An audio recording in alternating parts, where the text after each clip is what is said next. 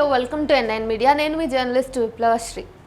భక్తిలో పారవశ్యం ఉంటుందా, ఉన్మాదం ఉంటుందా? పాండురంగని పలవరిస్తూ పారవశ్యానికి గురైన భక్తుడి గురించి విన్నాం. అంతేకాకుండా శివుడికి తన కన్నునే బహూకరించిన భక్త కన్నప్ప గురించి విన్నాం. ఏ ఒక్క భక్తుడు తాను పూజించే సమయంలో భావోద్వేగానికి లోనై ఇతరులను దూషించిన లేదా అన్యమతాలని ద్వేషించడానికి పూనుకున్న సందర్భాలను ఇతిహాసాలలో ఎక్కడా చదవలేదు కదా. లంకాసురుడు తన ఇష్టదైవం ముక్కంటికి మొక్కిన తర్వాతే రాముడు తన బాణాన్ని అతని పైకి ఎక్కుపెట్టినట్టు విన్నాం. కానీ నేటి రామభక్తులు రాముడిని కొనియాడటం కంటే ఇతర మతస్థుల భౌతిక కట్టడాల పట్ల ఎక్కువ చింతితులై ప్రేట్రేగిపోతున్నట్టుగా కనిపిస్తోంది. ఇలాంటి పోకడలు ఎంతో అపకారాన్ని మిగిల్చే ప్రమాదం ఉంది. మర్యాద పురుషోత్తముని భక్తుల్లో ఇంతటి అమర్యాదపూర్వక క్రోధం ఆలోచించాల్సిన విషయం. శ్రీరామనవమి రోజు రాముడి శోభాయాత్ర గత కొన్ని సంవత్సరాలుగా కొన్ని ప్రాంతాల్లో నిర్వహిస్తూ ఉన్నారు. హైదరాబాద్లో ఈ శోభాయాత్ర నిర్వహిస్తున్న దారి పొడవునా ఎక్కడైనా మసీదులు, దర్గాలు ఉంటే వాటిని పరదాలతో పూర్తిగా కప్పి అటు నుంచి వెళ్లే వాళ్ళకి కనిపించకుండా చేశారు. ఇలా ఎందుకు చేయాల్సి వచ్చిందని పోలీసులకు కొందరు పెద్దలను ఆరాధిస్తే తెలిసిందేంటంటే శోభాయాత్రలో పాల్గొనే భక్తులు సదరు దర్గాలపై, మసీదులపై దాడి చేసే ప్రమాదం ఉందని, దీంతో జాగ్రత్త పడుతున్నామని చెప్పారు. ఇది చాలా దిగ్భ్రాంతి కలిగించే విషయం. ఇలాంటి పోకడలను ఎవరైనా సమర్థిస్తే అంతకు మించిన అనాలోచిత చర్య మరొకటి లేదు. ముస్లిం పండుగల సందర్భంగా హిందూ దేవాలయాలను పరదాలతో మూసి ఉంచితే అంగీకారమేనా? హిందూ దేవాలయాల వైపు బాణాలను ఎక్కుపెట్టి వెక్కిరింతలు చేస్తే సమర్థనీయమేనా? ముంబై నగరంలో జరిగిన శోభాయాత్రను గుర్తు చేస్తే అందులో పాల్గొన్న కొందరు ఇస్లాం మతాన్ని, ఔరంగజేబును తీవ్రంగా దూషించారు. ఆ దృశ్యాలన్నీ సోషల్ మీడియాలో వైరల్ అయ్యాయి. ఇదిలా ఉండగా కలకత్తాలో జరిగిన ఇదే తరహా యాత్రలో కత్తులు, కటార్లు పట్టుకొని దారి పొడవునా బెదిరింపులతో కూడిన అభివాదాన్ని చేస్తూ సాగిన తీరు భయభ్రాంతికి గురి చేసేలా ఉంది. యువతీ యువకులను పిలిచి మరీ మారణాయుధాలని చేతికిచ్చి ద్వేషంతో ఊగిపోయేలాగా నినాదాలిస్తూ తిరిగిన తీరు చాలా అభ్యంతరకరమైందే. మారణాయుధాలని బహిరంగంగా ప్రదర్శిస్తే చట్టం ప్రకారం శిక్షార్హులు. కానీ అలాంటి వారిని కనీసం మందలించే సాహసం కూడా పోలీసులు చేయలేకపోతున్నారు. దీనికి కారణం పాలక రాజకీయ పక్షాల బహిర్గత మద్దతేనని గుర్తు చేసుకోవాలి.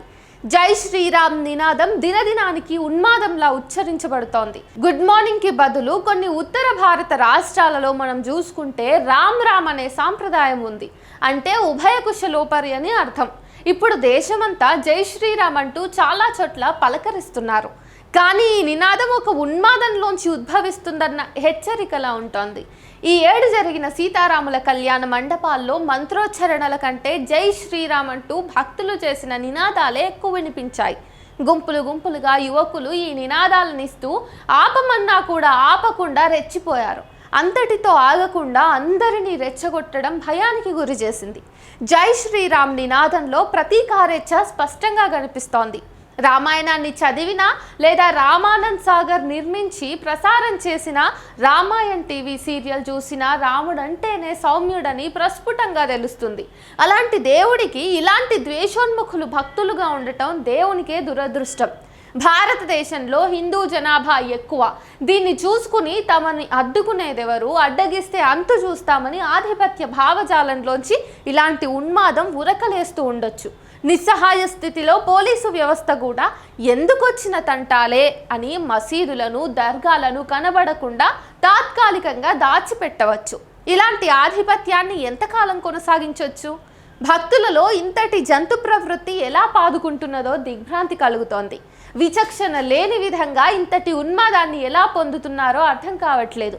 ఇది సరైంది కాదు అని చెప్పి చూసే అవకాశాన్ని కూడా ఇవ్వలేనంత ఆక్రోశం, అహంకారం, ద్వేషం వీరి నుండి బయటపడుతున్నాయి.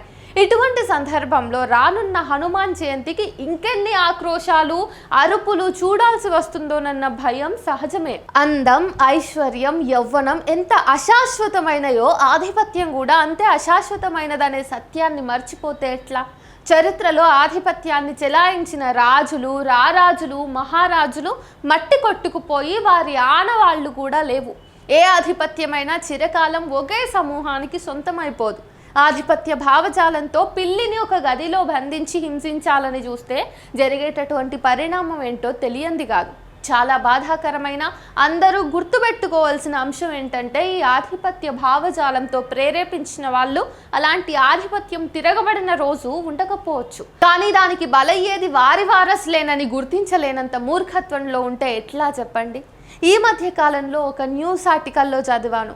ఒక బడిలో అటెండెన్స్ చెప్పాల్సినప్పుడు పిల్లలంతా జై శ్రీరామ్ అనే నినాదాన్ని ఉపయోగించాలి అనేటటువంటి తీర్మానము మనం చూసినట్టయితే, మరి మన భారతదేశంలో మతం అనేది ఎంత దారుణంగా విజృంభిస్తుందో, విశృంఖలత్వాన్ని ప్రదర్శిస్తుందో మనం ఆలోచించాలి.